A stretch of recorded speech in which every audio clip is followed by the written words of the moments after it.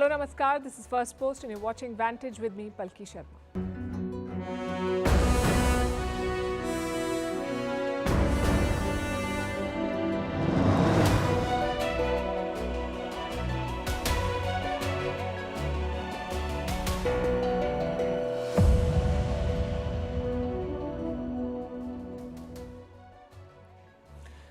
The war in Gaza is escalating after being on the run for months. Hamas attacked Tel Aviv over the weekend. They fired 8 rockets from Rafah. A deadly counterattack followed. Despite the orders from the world's top court to cease operations, Israel has been striking Rafah. At least 40 people have been killed. The conflict in Gaza, like we said, is spiraling. And no side, it seems, is willing to concede. But can Israel continue to keep fighting? We ask because there are growing reports of dissent within the Israeli army.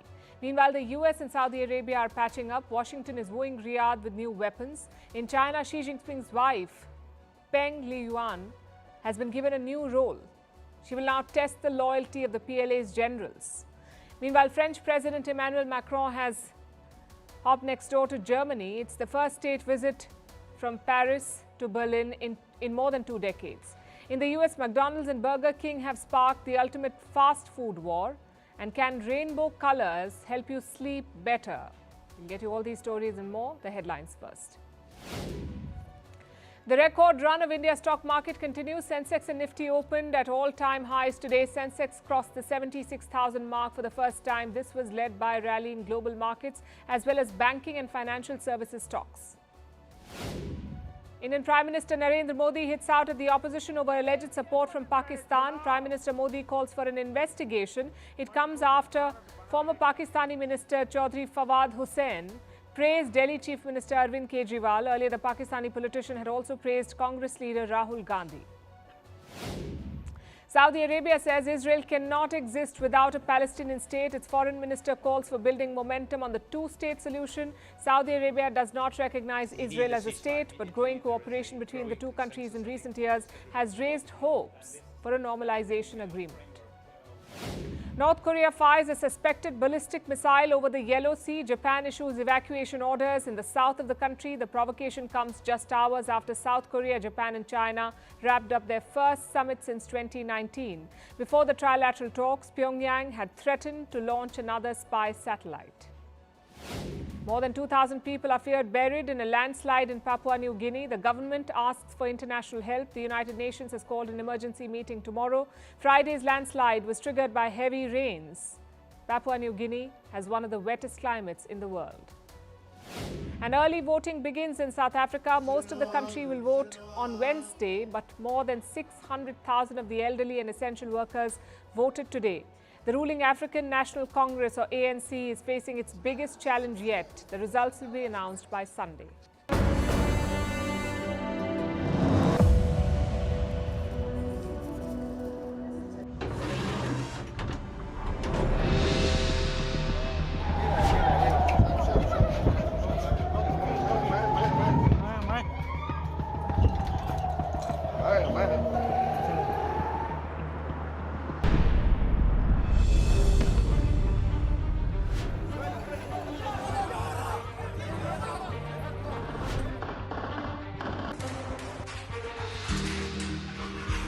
יואב גלנט, אתה לא יכול לנצח מלחמה.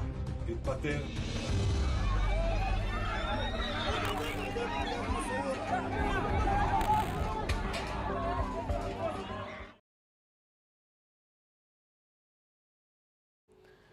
We start with the war in Gaza. It's been more than 230 days of intense fighting. And recently, it's been one-way traffic. Israel bombing relentlessly and Hamas on the run.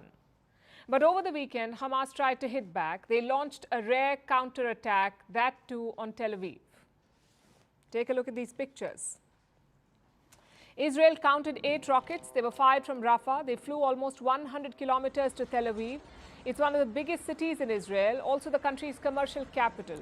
Tel Aviv was last targeted around 4 months back. Since then, it's been largely peaceful. That peace was disrupted on Sunday. Israel says they shot down most of the Hamas rockets, but air raid sirens did go off.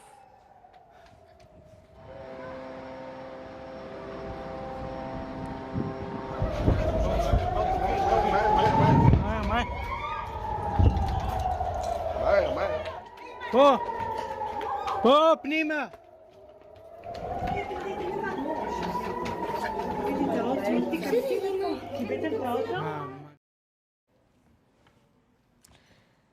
Why did Hamas do this? Was it to send a message to Israel's government, or was it to intimidate Israeli civilians? Either way, it's a strange decision because public opinion was turning firmly against Israel. But this attack could change it again.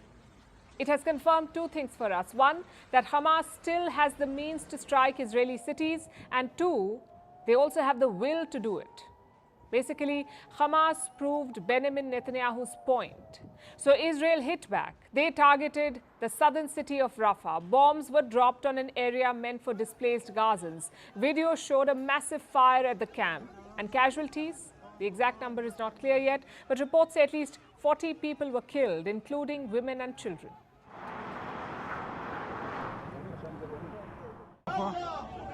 في مخيم نزوح في منطقة موقع الحشاشين. Suddenly, we heard the sound of a missile. We ran and found the street covered in smoke. We did not see anything. We went into the house and did not find anyone when we checked over the wall and found a girl and a young man who had been cut into pieces.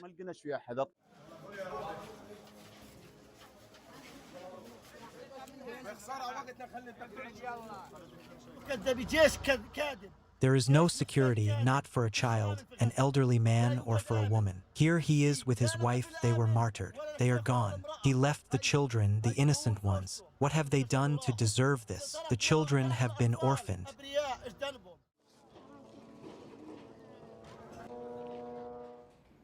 It's horrifying. But was it also deliberate? Well, there is no other explanation. A refugee camp is pretty obvious on a map, so bombing it is a deliberate act, and not a new one for Israel, by the way. They have repeatedly been accused of targeting civilians. But this time, there is more outrage because of these pictures. We've seen babies being rushed out of hospitals and civilians burnt alive in the inferno. So Israel has been forced to give an explanation. A military prosecutor called this incident grave. She also said it is under investigation.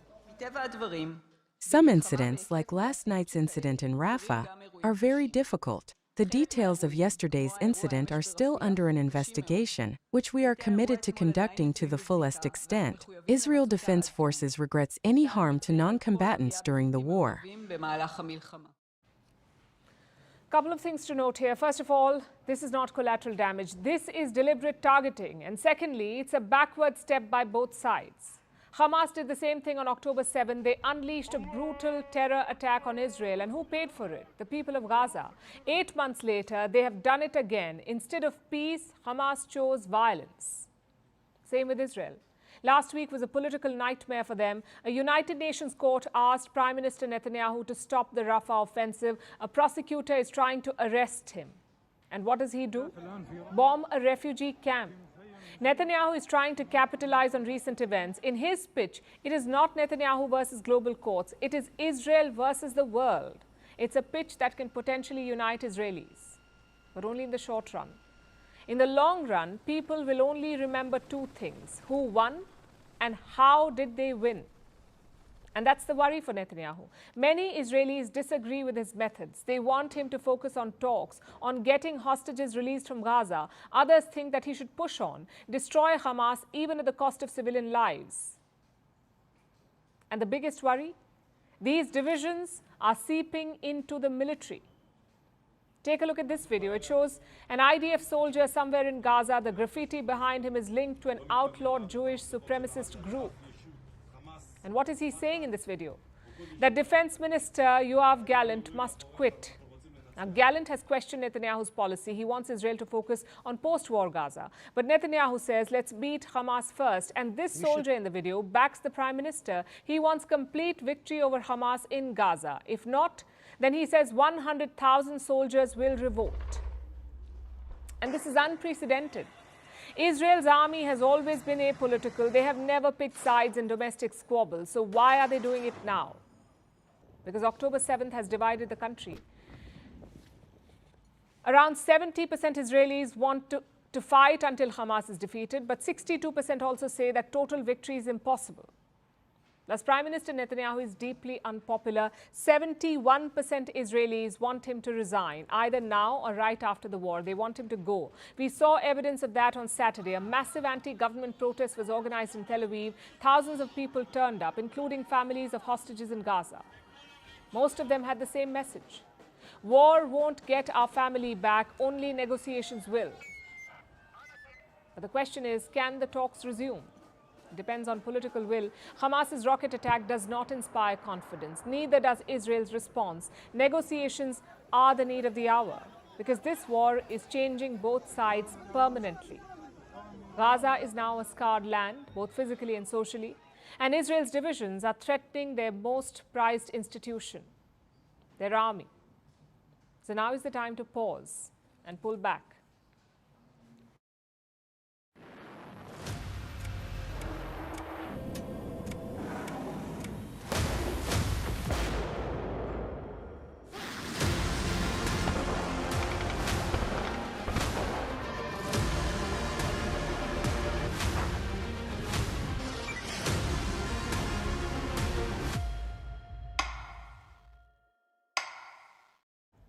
Now let's talk about the other war, Russia versus Ukraine.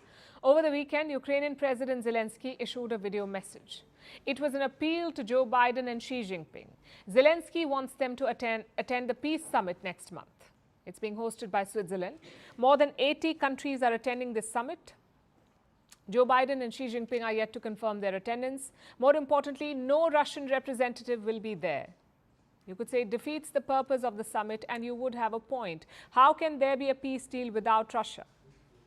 Also, from the looks of it, Moscow has a different plan altogether. It seems to be preparing for a new phase of the war. The Russian president is revamping his forces. Putin's plan has two parts. One, a cleanup, and two, an expansion. Let's tell you about the first step. A high-level purge is underway in Russia. In the last 1 month, 5 top defense officials have been arrested in the country. It began with this man, Timur Ivanov, a former deputy defense minister. Ivanov was arrested for taking bribes. He was close to Sergei Shoigu, the former defense minister of Russia. He was sacked just 2 weeks ago. Putin replaced him with Andrei Belousov. The switch triggered a lot of speculation because Belousov is an unlikely pick. He has no military experience, he's an economist, and he's been given charge of the defense ministry in the middle of a war. So obviously questions were asked. But now the move has started to make sense. Apparently there was rampant corruption in the Russian military, and as defense minister, Shoigu protected many corrupt officials. Reports say this bothered the Russian president. In fact, according to one report, Putin's patience had quote-unquote snapped.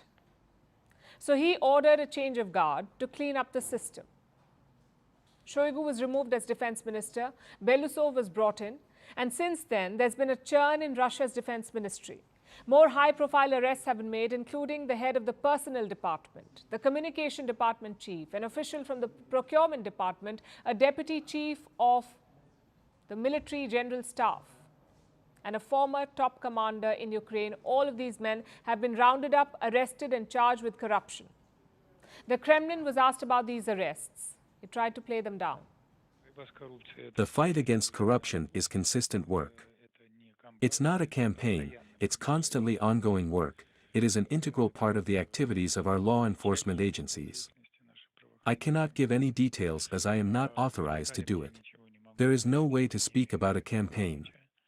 The fight against corruption continues in all departments, be it federal departments or at the municipal level. This is all I can say.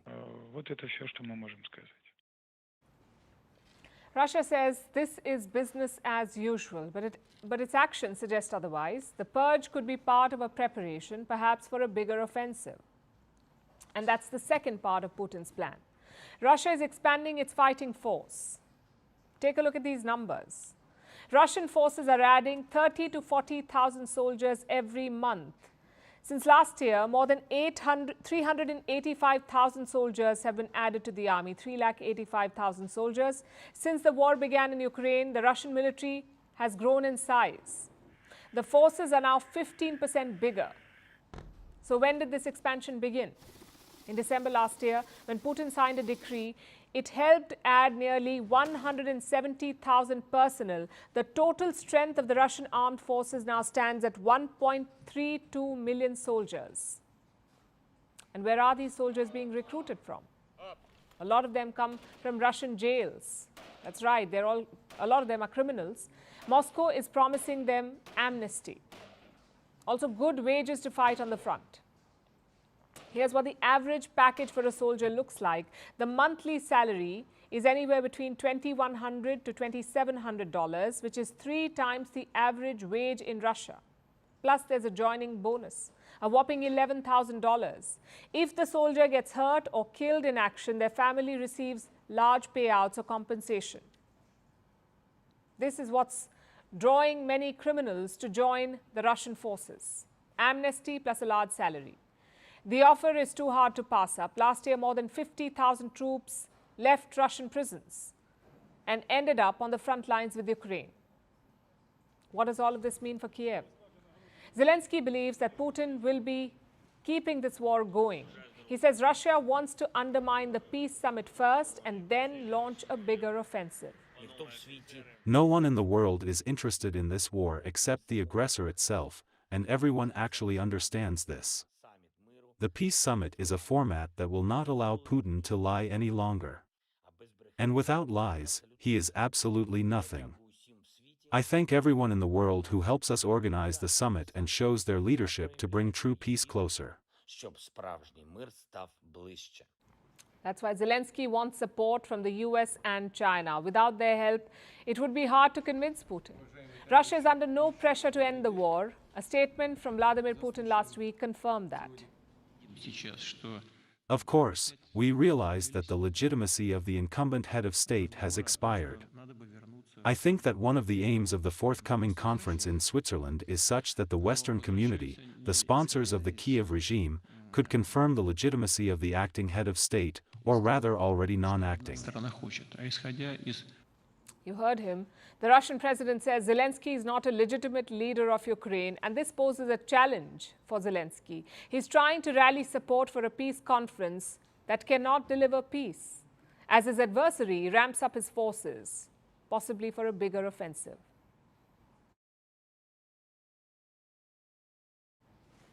Our next story is about a patch-up. Not the celebrity kind. This is a geopolitical patch-up. Between whom? Saudi Arabia and Joe Biden. Actually, if you think about it, this was very much like a celebrity patch-up.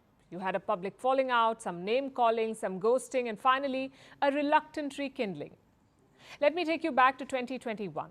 Joe Biden had just moved into the White House. One of his first major foreign policy moves was this.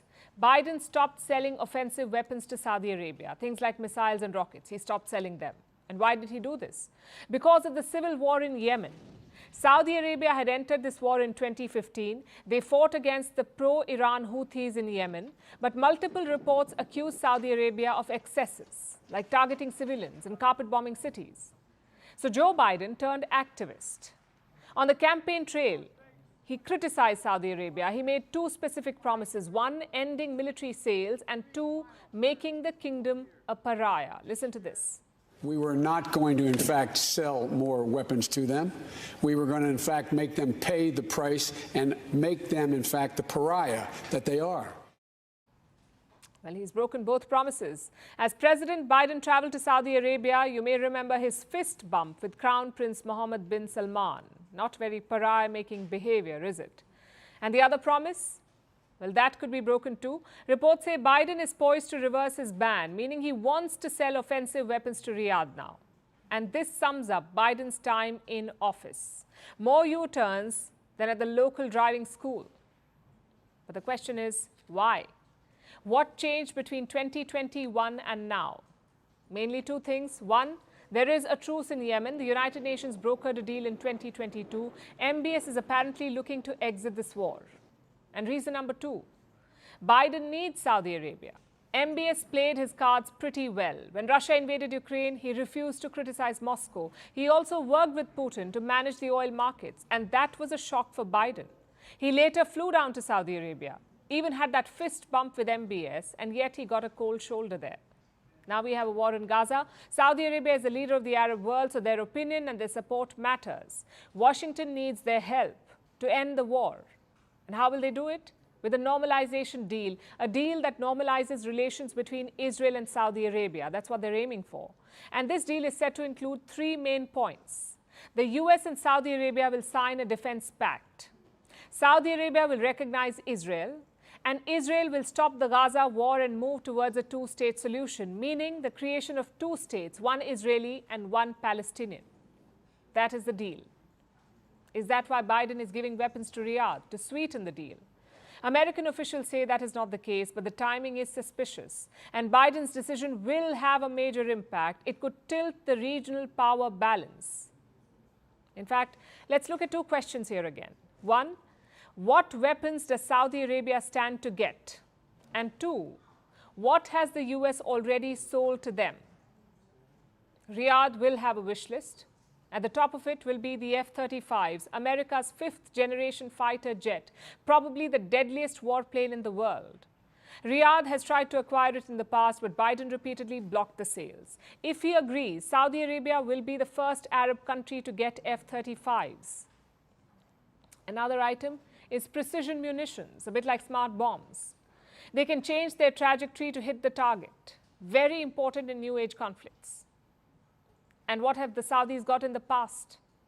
Under Donald Trump, Riyadh had a blast. Trump was very close to MBS, so he approved multiple military sales. Saudi Arabia was the leading buyer of American arms. They bought around 23% of the total.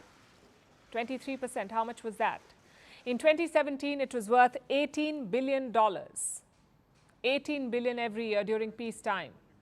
What sort of weapons did Riyadh buy? Laser-guided missiles, anti-tank missiles, Patriot missiles, F-15 fighter jets, Abrams battle tanks, and Black Hawk helicopters. So pretty much everything that America sells. And now Saudi Arabia wants more. From their perspective, you can understand why. Why do they want more weapons? The equations in their region have changed. Iran and Israel have turned their shadow war into a real fight. They fired drones and missiles at each other. Plus, the Houthis in Yemen are emboldened. They're holding ships hostage in the Red Sea. Saudi Arabia shares a 1,300-kilometer border with Yemen. Its Red Sea coast is almost 2,000 kilometers long. So Riyadh wants assurances. It wants weapons to defend itself. And Joe Biden cannot really say no. He can't afford Riyadh buying arms from China or Russia. So what does he do? Make another U-turn. It makes strategic sense for the US president. But it makes an already dangerous region even more dangerous.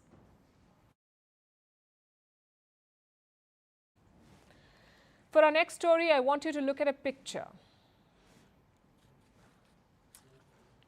Look at this picture. Do you know that woman on the right? Who is this woman? The one who's dressed in military uniform.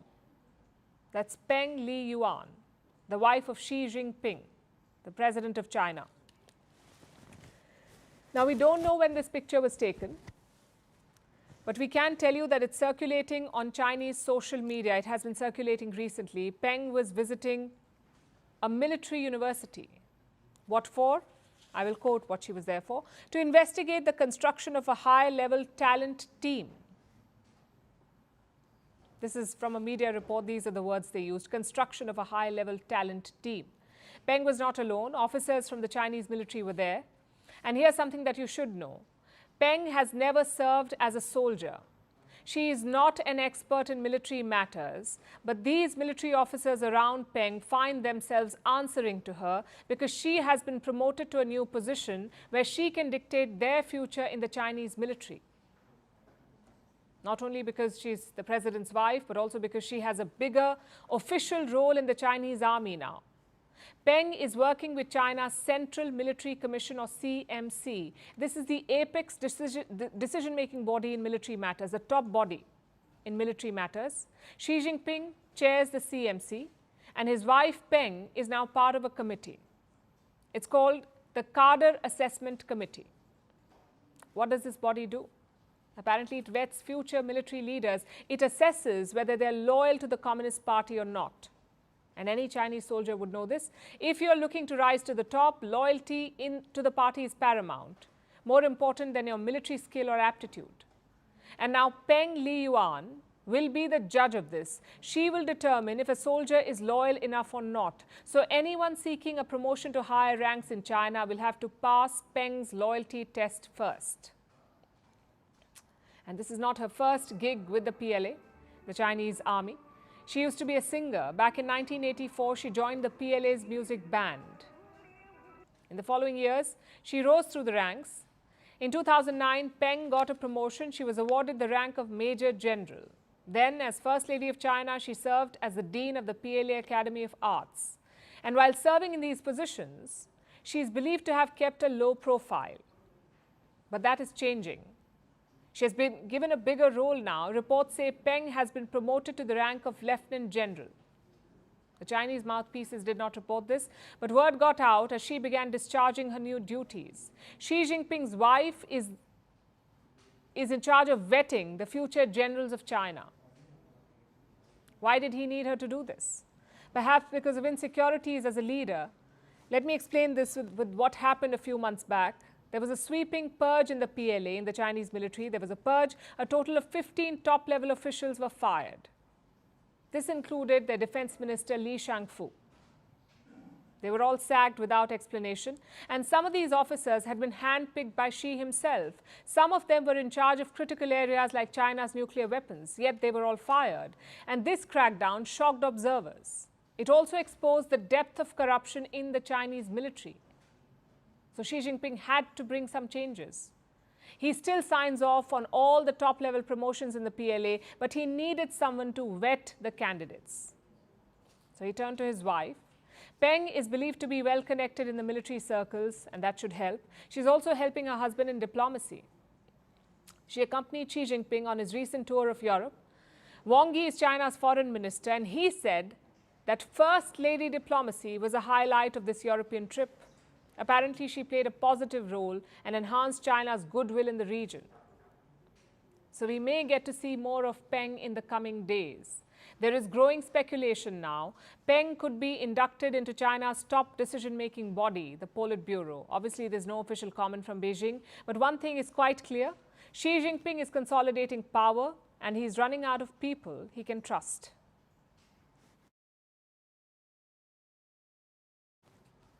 When we think climate change, many of us picture this: melting snow caps, rising sea levels, and record high temperatures somewhere in the future. Most people still wrongly believe that the consequences of climate change are distant and that they do not affect our daily lives today, which explains the snooze fest around climate action. But the fact is, climate change is happening right now. Cyclones are ravaging our coasts, turbulence is shaking our skies, it is plunging planes into chaos and injuring, even killing passengers on flights. This is not a future problem, it's a present crisis. And before you think, not this again, watch our next report.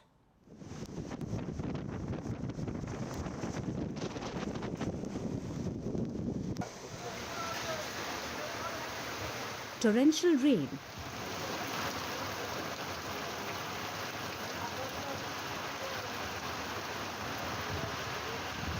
heavy winds, cancelled flights,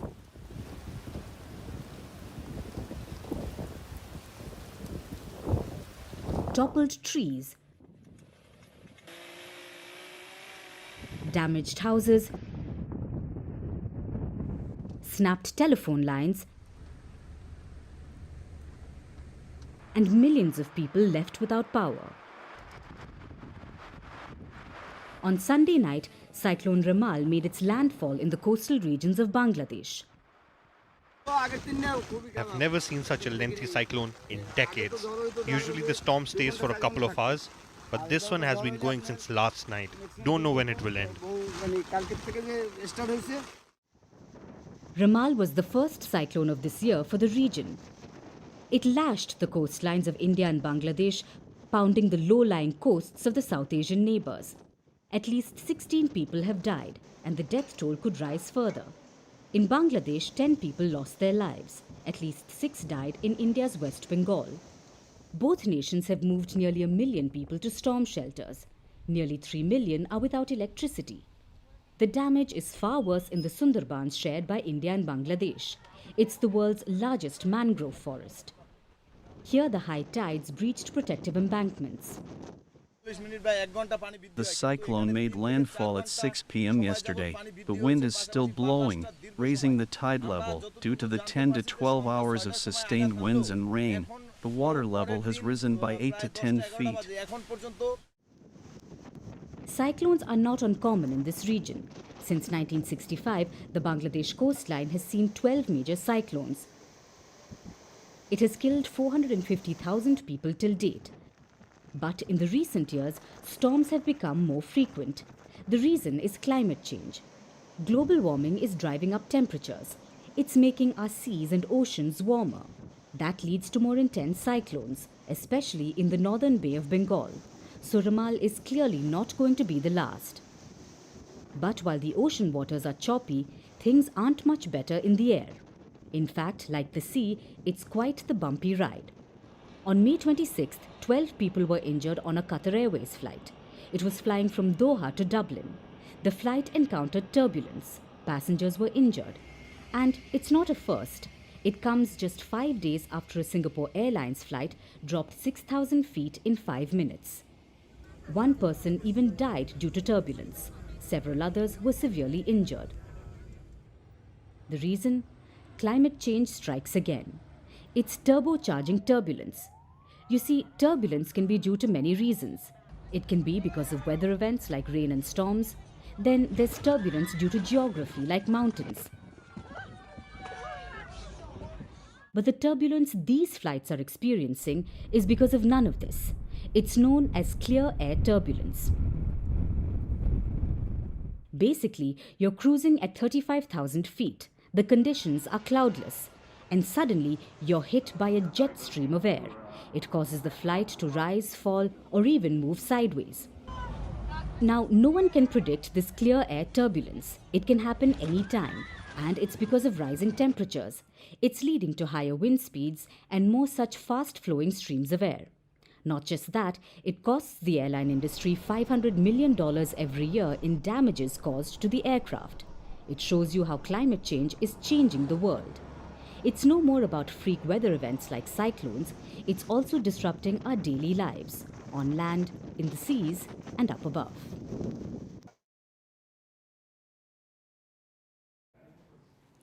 Now let's turn our attention to Europe. French President Emmanuel Macron is in Germany. He reached there yesterday. He is on a state visit, the first by a French president in 24 years, the first to Germany. This does not mean that Macron has never been to Germany before. He has plenty of times. But a state visit is not an ordinary trip. It's a ceremonial trip with full honors, a sign of friendship and close ties. It has a high symbolic value. Macron has been invited by the German president, Frank-Walter Steinmeier. They met yesterday. Honorable President Macron, it is a pleasure to welcome you here for this state visit. A state visit 24 years after the last state visit from France. I'm delighted that you are here. I believe that the French-German friendship is of eminent importance for both our countries, an importance that cannot be overestimated. To put it even more clearly, Franco-German friendship is existential for our countries and also for Europe. They spend the rest of the day treating the world to an array of photo ops. Macron being welcomed with military honors at the president's official residence, the Bellevue Castle in Berlin.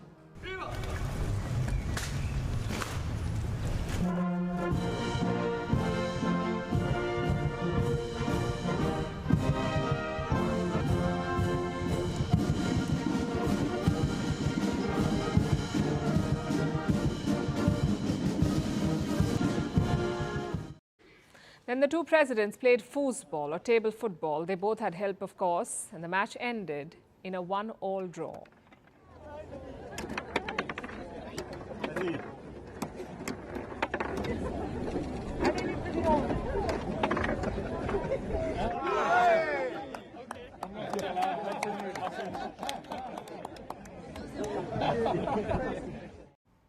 Macron then visited a real football pitch, a venue for the upcoming Euros near the Brandenburg Gate in Berlin. There he exchanged jerseys with Steinmeier.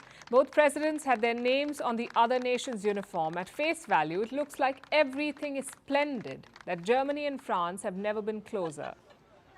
But this was mostly an act, a carefully choreographed display to give the illusion of strong ties and unwavering support, because in recent years the relationship has been tense ever since Russia's invasion of Ukraine. It's the biggest war on European soil since the Second World War, and this has put the whole continent on edge. The cracks have begun to appear. Let's focus on just France and Germany for the moment. These two nations are the biggest in the European Union. They were considered the engines of Europe. Germany was the growth engine, France provided the military might. This has been the case since the end of the Second World War. Together, the Franco-German engine drove Europe forward. But the war in Ukraine has stalled this engine. The two chief components began to disagree. Take Macron's grand declaration in March. He refused to rule out sending troops to Ukraine. This invited a scathing rebuke from Olaf Scholz, the German chancellor. And that is not the only area of disagreement. There's also the issue of the Sky Shield. Germany is trying to deploy an air defense system across Europe, similar to Israel's Iron Dome. They want it for Europe. Berlin wants this up and running as soon as possible. So they want to buy air defense systems from the US. But Paris vehemently disagrees. It wants to build in Europe to make Europe less dependent on the Americans. So it has strategic autonomy. This is another issue where Germany and France have clashed in the last few years. So not everything is perfect between the two nations. But then you have Macron saying things like this. Et de dire aussi à l'Europe et au monde, and to tell Europe and the world that the state couple, it is neither old nor young, it is alive, demanding, ambitious for our two countries, ambitious for our Europe, and ambitious because I am convinced that our two countries carry something that is a little greater than even a certain idea of the universal. quelque chose qui est un peu plus grand que même. He called France and Germany a state couple. Macron certainly has a flair for the dramatic, but beyond the rhetoric, what is all of this about? Why are they trying so hard to show a unified front? Well, because elections are just around the corner. Elections for the European Parliament between the 6th and 9th of June. About 370 million Europeans will pick a new parliament. People from all EU member states. They will decide the future of Europe. Macron and Steinmeier and Scholz want a say in that future. But they're on the back foot. Their parties are trailing in the polls. Instead, you have Eurosceptic nationalist parties who are leading, like the National Rally in France or the Alternative for Germany party. They're expected to get more power in this EU election at the expense of leaders like Macron and Scholz. So Macron's state visit has a purpose. He wants to stop people from voting for the Eurosceptics. He wants to convince them that the present situation works, that the Franco-German engine will continue to drive Europe's growth. But will people buy it? Will the foosball and football theatrics convince them to maintain the status quo? We'll find out next month.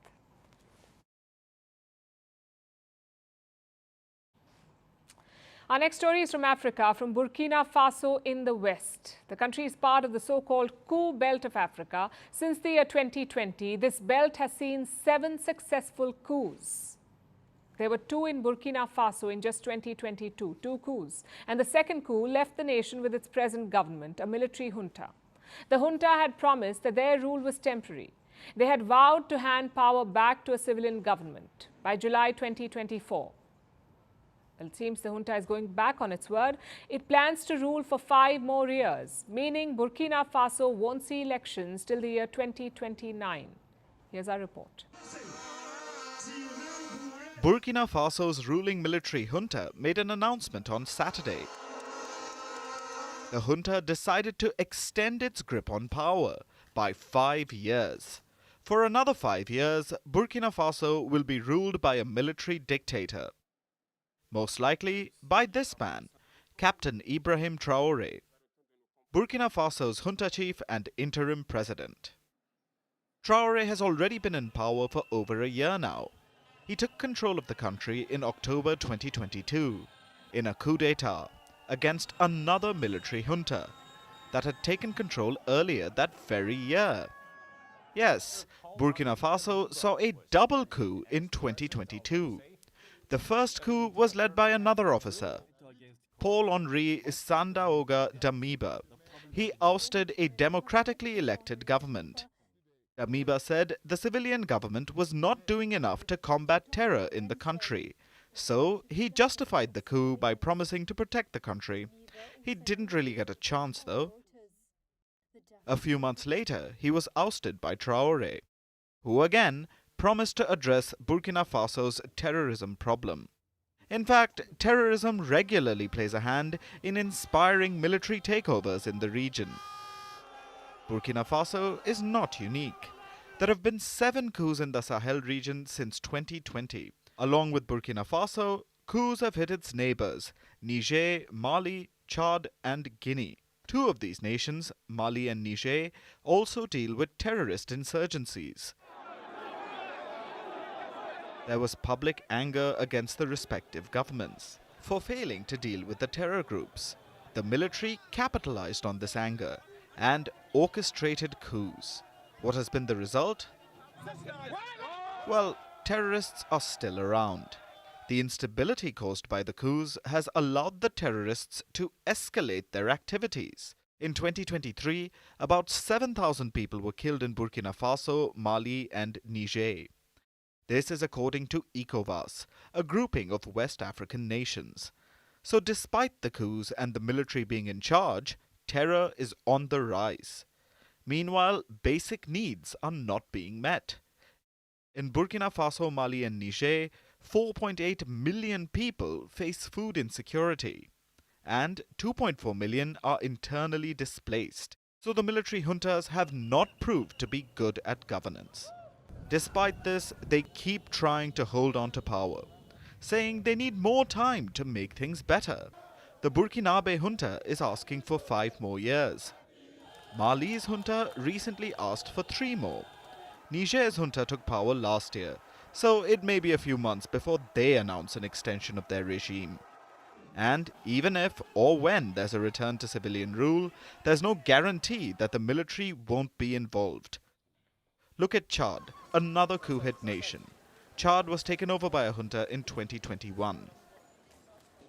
The country held presidential elections this month, but the winner of the election happened to be the junta chief. Burkina Faso seems to be headed down the exact same path. Their military leader, Ibrahim Traoré, will be standing for elections in 2029 or whenever they are held. How fair will these elections be? If Chad is anything to go by, not at all. So the people of Burkina Faso are likely stuck with Traoré, or whichever military officer succeeds in overthrowing him, because it seems a coup is never far away in the West African Sahel. It's the ultimate fast food war, McDonald's versus Burger King, 2 brands with a history of intense rivalry. They always try to one-up the other. So what monstrosity are they unveiling this time? Well, that's the thing. It's not some 20-topping burger or mega meal. It's a value dish. A meal worth just $5. McDonald's did it first. They're planning to roll it out by late June in the US. So Burger King jumped on. They're launching their own $5 meal. And they're doing it before McDonald's. First, let's look at these meals. What do you get for $5? Burger King is offering 4 things: a sandwich, nuggets, fries, and a drink. McDonald's too is offering the same: a burger, 4 nuggets, small fries, and a small drink. So pretty comprehensive for $5. But the question is why? Why the sudden dash for cheaper fast food? Because of inflation. Since 2022, the US has been gripped by a cost of living crisis. Average inflation was 8% in 2022. It fell to 4.1% in 2023, but Americans are still wary. It's a bit psychological too. Economic data shows that inflation is easing, but not everyone is buying it. This feeling even has a name. It's called vibe session. A recent poll found that 68% Americans consider inflation to be the biggest concern. So numbers alone are not enough. People must feel that things have improved. A lot of them dipped into their savings in the last 2 years, so fast food is not on their wish list. Around 78% Americans considered fast food to be a luxury, and that translated to sales. In the last quarter, McDonald's missed their profit target. their first miss in 2 years. So what did they do? Unveil cheaper meals to attract customers. Another chain, Wendy's, is also doing it. Their latest offering is breakfast for $3. And why just food? Other sectors are also joining in. Target is one of the top retailers in the US. They have cut prices for 5,000 items. We're talking about daily use stuff like milk, bread and coffee. Another example is Walmart. It's known as an affordable shopping destination, yet Walmart is making changes. They unveiled a new label with 300 products. Around 70% of them are under $5. Now, this may look like market forces, but there is also political nudging here. In November last year, Joe Biden was asked about high grocery prices. He said, "Don't blame me, blame the grocery corporations." Any corporation that's not brought their prices back down, even as inflation has come down, even as supply chains have been rebuilt, it's time to stop the price gouging and give the American consumer a break.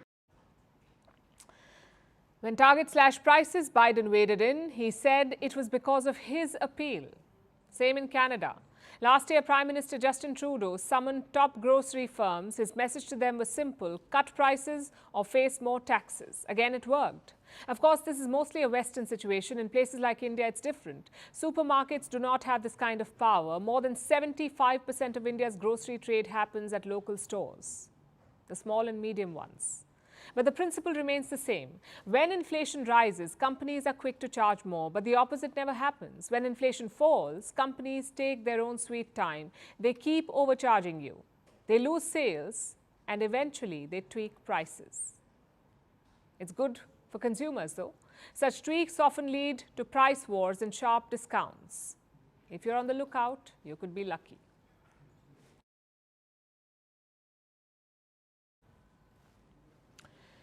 On 29th May 1953, Edmund Hillary and Tenzing Norgay did the impossible. They scaled the Mount Everest, the world's highest mountain. For the next 20 years, many tried to reach the peak. Only 600 succeeded. But now this number is achievable in just one season. And guess what that has led to? A traffic jam on Mount Everest, long queues of climbers, stuck amidst mounds of snow and dead corpses. Sounds horrifying. But this is what the Everest climb looks like right now. Why is that? Is everyone suddenly a pro climber? Has the need for glory on social media led to people chasing the impossible? Our next report tells you. Turkish drip coffees, fresh salads, baked cinnamon rolls and high-speed Wi-Fi. I'm not describing an upcoming cafe, but this is what you get at the Everest Base Camp. Imagine that. At a height of 18,000 feet, you get all of this. But what happens when you go higher? When you head towards the summit? Forget gourmet meals, you'll be greeted by this. Bumper-to-bumper traffic on the world's highest peak. A queue of hundreds of climbers, all trying to reach the glorious peak. Some fall dead, but the others push on, passing their corpses like it's nothing. So how did it get so bad at the top of the world? In 1953, Edmund Hillary and Tenzing Norgay were the first to reach the peak. For the next 20 years, only 600 people achieved the feat. It was a month-long journey to the base camp, so only the brave attempted to climb. But things have since changed. It once took 600 people 20 years to reach the summit. Now, that number is achieved in a season. And the reason is ease of access, like this airport in Lukla. With this, the journey to the base camp is now just an 8-day trek. Plus, technological advancements have made life easier. Gear is not as heavy. There are tracking devices. Oxygen is readily available. And if you're willing to pay the hefty price, you'll get experienced guides and Sherpas who carry everything to the top. What was once a feat of skill and courage is now an achievement to gloat on social media. And that's pushing more and more people to head for the peak. But this is the Everest we're talking about. Located at 29,000 feet, it's not an easy climb. But 90% of the people who attempt it now have no basic climbing skills. That leads to long queues, people falling sick, people dropping dead, huge mounds of garbage and human excreta piling on the world's highest peak. Plus, there's climate change. The mountain has become more complicated and challenging every year because of climate change. So what's the solution? To curb over-tourism, Nepal is planning two things. First, hiking the permit fee. Right now, it costs $11,000 to scale the Everest. The Himalayan nation is raising it to $15,000. The second is curbing permits. A Nepal court has ordered a limit on the number of permits issued every season. Why? Because every year the number is going up, and the result is this: a traffic jam on Mount Everest. But Nepal argues differently. Tourism is crucial for its economy. And it's crucial for the Sherpas who scale the Everest every year. More tourists mean more income for them. With an increase in tourism and mountaineering, the lifestyle of Sherpa is also getting better. Sherpa youths now have the opportunity to be educated, and so options have opened up. The need of the hour is responsible tourism. Technology and ease of access are great things, but they should make the Everest safer and not more dangerous. It's not just about click, post, repeat. It's not just about reaching the peak, but also realizing the impact that the journey leaves on the mountain.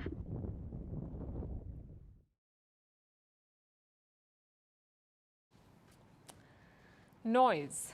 It comes from the Latin word nausea, which makes sense because noise can be a nuisance, it can be a distraction and interference, but not all noise is problematic.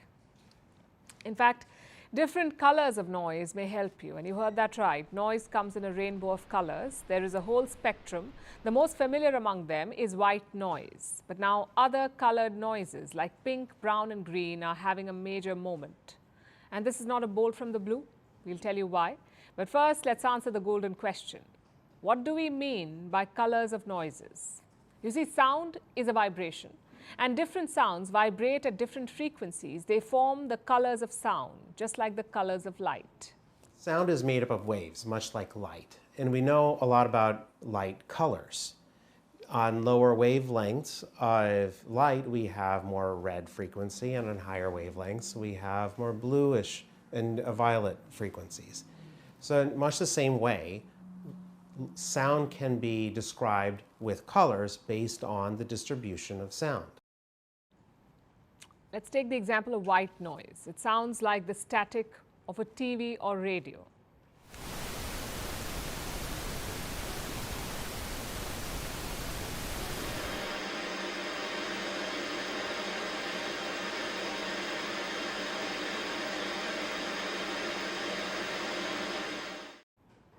That's white noise. This noise emits all the frequencies audible to human ears, just like white light, which contains all the colors of light visible to the human eye. It's the same concept. So the two have the same name. And funnily enough, what makes these color noises special is that they're terribly boring, kind of like listening to someone drone. These noises continue without any change, so it is boring and the brain tunes out. And it makes other sounds less perceptible as well. So color noises mask other sounds, like the noise of screaming neighbors or honking cars, and this is especially true for white noise. People use it to drown out distractions. It may remind you of a horror movie, but many find it soothing. They listen to white noise while working or sleeping, and they call it sound therapy. Over the past decade, white noise has made so much buzz. People want more. So they're listening to the entire spectrum of colors, which includes brown noise. This has a very low pitch, kind of like a soothing rumble.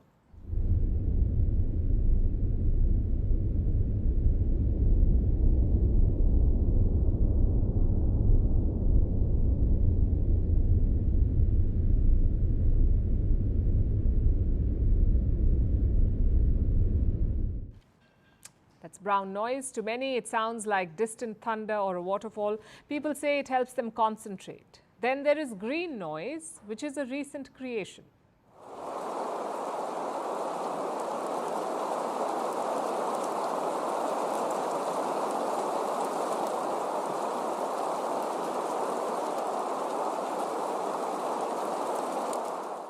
Green noise may sound like the flow of waves. People use it to relax. But there is one noise color which has become an unlikely hit, and that is pink noise.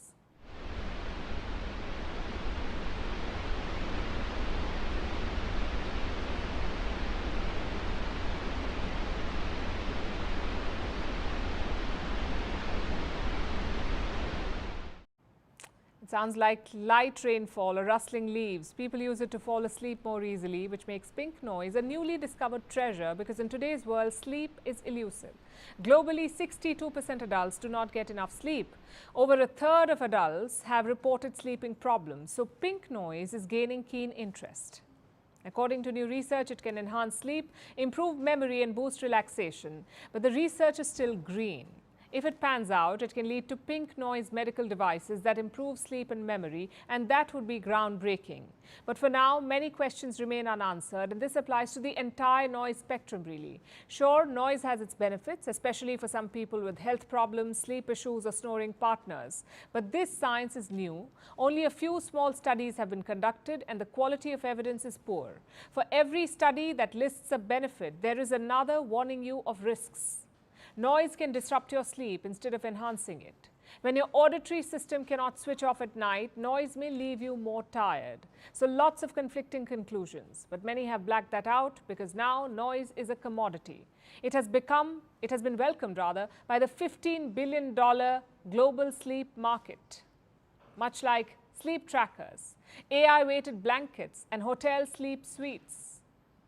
So enough research or not, color noise has the green light. And it is a big business. There are 12-hour-long playlists, noise machines, TikToks and apps. Some promise to make dishwasher noises. Others offer white noise plus sounds of chirping birds. If only there was a natural way to listen to these sounds. Now, I'm no auditory fortune teller, but when the next big offering is the sound of silence, you can color me surprised. And now it's time for Vantage Shots, images that tell the story. The UAE sets the Guinness World Record for the largest solar power light bulb display. Paris turns its most famous street, the Champs-Élysées, into a picnic spot. And Bolivia's folk dance festival returns as thousands take to the streets. Finally, we're taking you back in history. On this day in 1703, the city of St. Petersburg was founded by Peter the Great. It was established as a bridge between Russia and Europe. Soon it became the capital of the Russian Empire. Since then, St. Petersburg has seen a lot, from revolutions to war. Right now, it is Russia's second most important city after Moscow. We're leaving you on that note. Thanks for watching. We will see you tomorrow.